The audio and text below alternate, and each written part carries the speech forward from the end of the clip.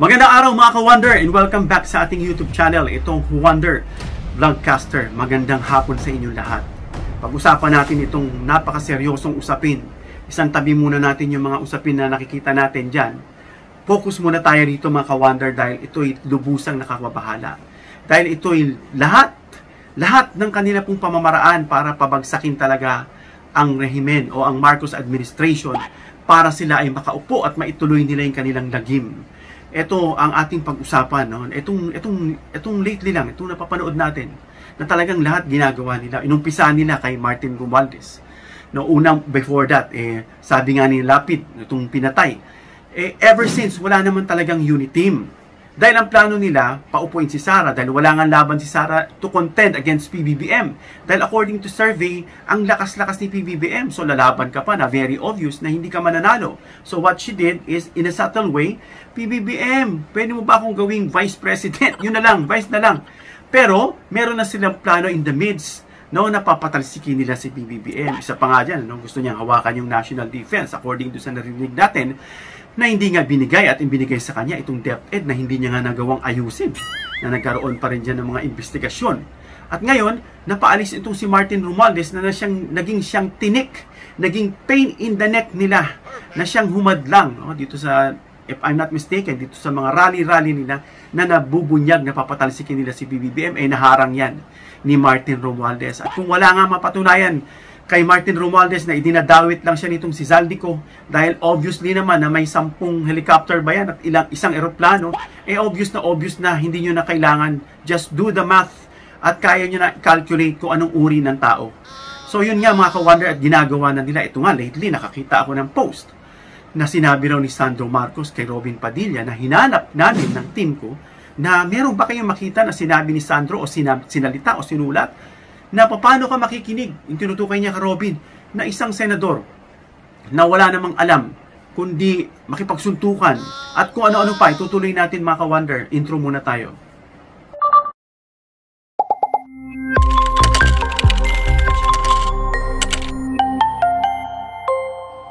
Wonder Vlogcaster. So yun nga mga ka-Wonder, no, pag-usapan tuloy natin na ito nga kay Sandro na hinahanapan natin na sinabi pa talaga ni Sandro yan. Meron ba siyang sinulat? Wala. At meron din ako nakikitang post. Hinamon daw ni Sandro ng suntukan si Robin. Alam mo, Sandro is a very framed. Mataas ang pagkakabreed, pagpapalaki sa kanya, hindi mo nga marinig na nagmumura yan.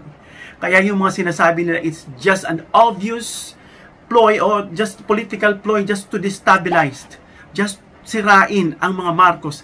Nariyan na yung inungkat yung kay Tantoco, na may kinalaman daw si Lisa Marcos, First Lady, nakita naman doon na sa government mismo, dito mismo sa Beverly Hills, na walang kinalaman at pineke pa yung dokumento, may nilagay sila. Buti lang matalinong Beverly Hills na may nilalagay silang code dyan o mga bagay na malalaman nila if the document is fake. Well, of course, bobo ang naglagay at nalaman, of course, ng Beverly Hills, ng police station. Ano pa? Dagdag pa dyan kung sino-sino raw yung ama nitong tatlong magkakapatid na Marcos. Ito raw, dinidikit pa yung mukha. Ganito raw, ganyan. Talagang desperado na sila para lang masira. At kinuwento pa nila, itong mga dagdag pa nila maharluka. At itong kalbo na isang DDS vlogger na pumupunta raw dyan yung mag-asawa at nakikinjoin daw dyan sa isang lugar na club dyan na puro karumal-dumal yun nasa utak nila para lang mapabagsak, mapasira. Of course, yung walang katapusang drug issue na nagda-drugs daw, umuwi na nga sila sa deepfake, yung face swap, na isang peke rin. Lahat na lang ng kapekean kasi wala silang makikita. No? Ano pa ang mga ginagawa nila ngayon? No? Eto si Sandro humarap dyan sa ICI. Di raw pwede dahil ICI gawa raw ng tatay. Independent nga yan. Silipin nyo kung sino yung nakaupo. No? Lahat ng alibay. Sabi nga nila, kung gusto, maraming paraan. Kung ayaw, maraming dahilan. No, at nagamit na nila itong si Amy Marcos na nagsalita na rin. I know it's against her will, pero napilitan siya dahil nga sa narinig natin na itong na-report niya na ni-discover dyan sa mga pogo-pogo sa northern part at yung kung ano-ano pang mga flood control dyan sa Ilocos na sinasabing naka-involve itong si Amy. At hindi nga sinasabi ni Amy Marcos na drug addict si BBM until finally napilitan siyang sabihin Sabi nga ni Roque, wala raw siyang tiwala rito kay Amy Marcos based doon sa narinig natin at sa nababasa natin na sinabi raw yan. Bakit? Simply because Amy won't say it. She doesn't want to say that BBM is using drugs. At kaya nga sinabing BBM, that woman that you see on TV is not my sister. No, hindi yan yung kapatid niya. Hindi niya sinabi, that's not my sister, Amy Marcos. Amy Marcos is not my sister. He didn't say that. It was a situational, no? It was a situational time na sinabi niya yan, na that woman you see on TV is not my sister. Meaning, parang there's something that influenced her, no? At of course, kasama na dyan yung narinig natin, pinangakuan daw na VP President. No? Tama yung sabi ni Percy Lapid, itong pinatay, na in the beginning, wala talagang unity team. No? Talaga, ang plano lang talaga nila ay paalisin si PBBM para maituloy nila yung kanilang mga plano. They are hitting the wall. Dead end na, kaya they are working double time. At itong sa video na ito, mga ka-wonder, dito mapapanood natin ng simula. No? Panoorin muna natin ito, mga ka-wonder, at ituloy natin yung discussion natin. Ito ay ayon dito sa collective videos na nagsimula mula doon sa katatapos ng unit team at naaamoy na ni PBBM. If you notice, yung kamay ni PBBM, bumitaw siya, na inalis niya. I think na meron ng friction dyan na nalalaman na ni PBBM yung madilim nilang plano at nabisto na nga sila. At eto nga, si Martin Romualdez, inakusa na, dinamay-damay na. At yung insertion daw ni PBBM na hindi niya, na ginawa niyang bycam at 100 billion insertion daw at kulang pa raw ng 50. Yung mga kabobohan ng mga yan. At itong si Sandro Marcos daw, nagpa-insert din daw dyan ng, I'm not mistaken, 50 billion, no? Na simula pa 2023, parang gano'n, ano? At ang project naman ay sa Davao. Sabi nga ni Sandro, paano ko magbibigay ng project sa Davao? Alam nyo naman kung sino yung nakatira doon, no? How ironic kung gagawin nyo ni Sandro Marcos. Marami siyang dapat unahin. Bakit doon sa bumabalik, sa tumutulig sa kanila at naninira sa kanila, uunahin pa nila? Bakit? Yung mga Bukana Bridge na yan, talagang naka-standby na yan dyan at meron niyang pondo, no, mula dun sa ODA, mula dun sa China, na talagang binigay yan sa ating bansa, regardless of who the president is. Sasabihin na kay Digong, bakit hindi inumpisan sa time niya? No, marami tayong narinig na chismis dyan, di natin sasakyan kasi not unless meron itong proof. Pero si BBM ng presidente, tinuloy inalok ng 2022, pinagawa ng 2023. Amazing. Regardless of who the president is. Ito po ay tulong o pakikiisa. Alam na natin siguro nakikipagbati dahil may mga issue dyan sa West Philippine Sea para lumambot tayo at i-consider natin na ibigay sa kanila or pabayaan sila, no? Pero hindi 'yun ang sinabi ng Pangulo. It's another issue, no? It's another issue. It's another concern. Iba yan. Tapos sasabihin niyo mga business dito ng China na ganito ganyan. Oo, ibang issue na naman 'yun. Iba yung China rito na nagbibigay sila rito ng business partnership. Iba rin yung usaping West Philippine Sea. Ganon mag-isip ang mga diplomatic na tao. Hindi kagaya niyo kung ano man takbo ng utak ninyo na wala na sa lugar na parang EBS na nga raw sabi. Kung ano-ano lang irarason nyo basta lang makagamit kayo, makaganti kayo. Ad hominem na, hindi na usaping talino. No? So panoorin muna natin itong collective videos na to. Considering running in the 2028 presidential elections. Isang plano ang binalak sa likod ng mga ngiti at pakikipagkamay. Ang plano, palitan si Speaker Romualdez ni Gloria Arroyo at pagkatapos, i-impeach si PBBM para si VP Sara ang maupo bilang Pangulo. Ngunit nabigo ang lahat dahil hinarang ni Speaker Martin Romualdez ang kanilang balak. Sa halip na suportahan ng administrasyon ni PBBM, ano ang ginawa ni VP Sara Duterte? Ayaw ko na bumaba sa akin na ito forever. Kaya sirain ko kayo lahat. Wala akong pakialam kung totoo man o hindi ang paninira ko sa inyo. Basta lang masira kayo. Simulat sa pool, sumama siya sa Maysug rally kontra sa Marcos administration. Ngunit dahil nabigo ang plano, galit na galit sila ngayon kay Martin. Romualdez ang taong humarang sa kanilang bahay. Wala na si Martin Romualdez. Hindi naman talaga siya kasali. Isog lang grabe, Speaker kagaroon. Ang ina ninyong lahat Martin Romualdez. Araw-araw nilang sisiraan si Speaker Martin para humina ang tiwala ng tao sa kanya. At kapag napatalsik siya, sino ang susunod na target? Si Pangulong Bongbong Marcos. Para magtagumpay ang kanilang balak sa kapangyarihan, gusto niya talaga maging presidente. So yan mga ka-wonder, no, napakinggan natin at napanood natin. Nasabi nga ni Sarah, take note of these words, no. Sabi niya, sisirain ko kayong lahat. Wala siyang pakialam kahit totoo man daw yan o hindi, basta masira ko lang kayo. See, yung ganyang klaseng kaisipan, no? Yung ganyang klaseng perspective sa isip.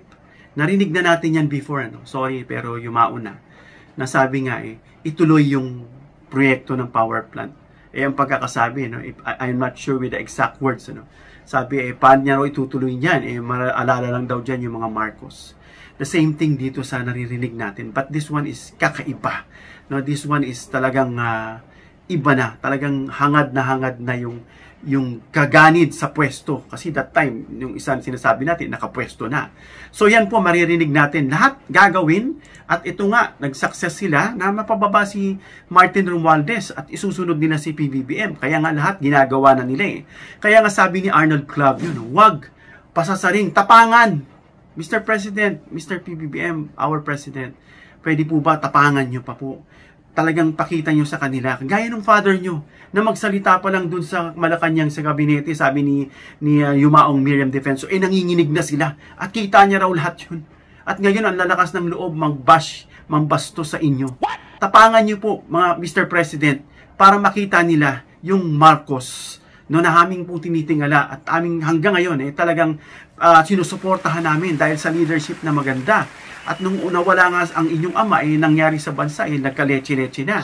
At ngayon po, binabalik nyo, kaya nung nilalabanan nyo po yung flood control, yung mga ghost project dyan, nagsisi-alarma itong mga to na para mga anay na nabuhusan ng kandila, ng mantika. At ngayon is, nawawala sila sa sirkulong tama. At lahat gagawin nila para mapapagsak kayo. Nandiyan na yung umiikot na nagamit nila si Amy. At yan yung mga anak nyo na sinasabi iba-iba rin ama. At yung, of course, yung walang kamatayang drug issue na wala naman silang mapakita at gumamit na nga ng deepfake. How pathetic. No, yan po ang gagawin nila, mga mahal na Pangulo. If you are watching this video, pakishare nyo po yung video na ito, mga ka-wonder, para malaman ng lahat. Now, we have to work, help the President, help our country na hindi natin ito ipauubaya sa kamay ng may ganid, no? Na ang ganid sa kapangyarihan, ganid sa alam nyo na kung anong bagay, kung bakit sila ganid. At lahat gagawin nila. At kung wala naman mapatunayan dyan kay Speaker Martin Romualdez, ibalik nyo na siya sa pwesto. Mr. President, ibalik nyo na siya. Halata naman na this is just a political ploy just to destabilize the Marcos administration so they can have their dark desire to take the seat at may pagpatuloy yung kanila pong pinaggagawa. No, sabi nga nitong tatay, na-addict daw. May bangag tayong presidente. Nung sinabi siya dun sa Senado, ay wala akong sinabi niya. Kita mo, it's simple as that when they say something at babawiin lang nila sa publiko na hindi ko yan sinabi. Parang si Gloria yata yun, ano? Na nung nahuli siya sa Hello Garci, I'm sorry lang ang sagot. I think minamana nila, no? Etong si Duterte, hindi na sinabi. Hindi ko sinabi yan. At nung sinabi niya nga dito sa magsasaka, na pinakuan niya, parang sinabi niya pa na parang nagbibiro lang siya. Ganon, ka-easy sa kanila. At itong si Sara, papapatay niya. Si PBBM, may hinayar na siya. At nung sinabi niya, hindi, ganon lang. Hindi niya raw sinabi, ganon lang kasimple sa kanila mag-twist. How much more? Ano sabi? Ang kapatid ng magnanakaw ay sinungaling. Headshot. So, totoo yan, mga ka-wonder. No? So, if you are concerned for our country, tulungan nyo ang ating bansa. Huwag lang tayo manahimik. We have the voice. That is our role. Hindi ko naman sinabi dyan na maging violente kayo kagaya ng mga ginagawa ng mga DDS dyan sa mga rally na sisingit, makikisali para manggulo. No? Talaga namang wala naman talagang alam yang mga yan. Tayo, we are for the truth. Sabi nga, kapag ikaw ay nasa tama, kahit kailaman yung kadiliman hindi magwawagi. Again, yung Bible verse, if God is for us, who can be against us? If God is for BBM, who can be against Him? Even sending thousands of angels to help Him, that's not impossible. Ang magagawa nyo lang, mga ka-wonder, ang magagawa lang natin, take heed to this. please listen. Manalangin tayo, ipagdasal natin ang ating bansa, ipagdasal natin ang ating Pangulo at ang kanyang pamilya at yung kanyang mga kaalyado. Ipagdasal natin na maging matibay sila, na maging parang bato sila, na depensahan ang ating bansa. Ipagtanggol, no? At kung sino man dyan yung ina-eradicate nila, ini-eliminate nila na katulong ng Pangulo, maibalik, no? At yung mga nagpapanggap dyan na hindi mo alam kung DDS o administrasyon, mag-ingat-ingat kayo dahil kayo ay binabantayan at kasama din kayo sa dasal. Tandaan nyo ang panalangin ay totoo na kapag kayo ay pinagdasal dahil sa inyong kawalangyaan, tiyak tapos ang madalasang, tapos ang maliligayang araw ninyo. Tandaan nyo yan. At of course, pag namatay naman kayo, no, lahat naman tao mamamatay, sa impyerno naman ang punta nyo kung talagang masama kayo. At alam nyo na yung ginagawa na kasamaan, ikinakampihan nyo pa. At syempre, namamantikaan din yung mga bibig nyo dyan. Sana naman yung ating pong batas din, totoong may pangil. Ipakita na may pangil. Huwag yung natatakot ako. Bakit itong mga senador dyan? Alam ko naman yan Nakikita naman natin na kumakampi-kampi din kay Saray iba dyan, na medyo bumabaluktot tumitiklop. Bakit? Hinahabol din yung boto sa 2020. Tigil-tigilan nyo yan. Hindi kayo pinapunta dyan para swelduhan at magbalitaktakan dyan na akala nyo, tatalino nyo na. Unahin nyo yung kapakanan ng taong bayan. Huwag po yung puro eleksyon, malapit na, kailangan kong maging neutral, kailangan kong makiramdam. Hindi. Kaya kayo nilagay sa posisyon para gawin nyo yung tama. Nakikita ng Diyos yan. Time will come and you will give account to that one day in the sight of God. So tulungan ninyo ang ating bansa, kayo na sa pwesto, binigyan kayo ng kapangyarihan. Kaya gamitin po natin sana yung binigay sa ating kapangyarihan para tulungan ang ating bansa. Tulungan yung tama, no? Huwag na nating ayaan na may tama pa kayong abutin sa Diyos. Dahil kami, ini-encourage natin ng lahat, ipanalangin ang ating bansa na protektahan laban sa magnanakaw, masasama, may masamang plano, proteksyonan yung mga mabubuti at yung puso at isip ay nasa paglilingkod lang sa bayan. Yun lamang po mga ka-wonder, huwag tayo pagagapi, huwag tayong papayag na makaupo ang masasama at masayang ang pinaghirapan ng ating Pangulo. Hanggang dito lang tayo mga ka-wonder. Comment down below kung meron kayong opinion o gustong i-suggest para mabasa natin. And please give me a thumbs up if you like this video para ma-introduce ni YouTube sa iba pang viewers. Please share this video para malaman nila yung ating urgency na pinag-uusapan natin ngayon tungkol sa ating bansa, sa ating Pangulo at laban sa mga katiwalian. And of course, don't forget to subscribe, hit the notification bell icon and choose all bilang suporta sa aming mga content creators. Hanggang sa muli mga ka-wonder, God bless!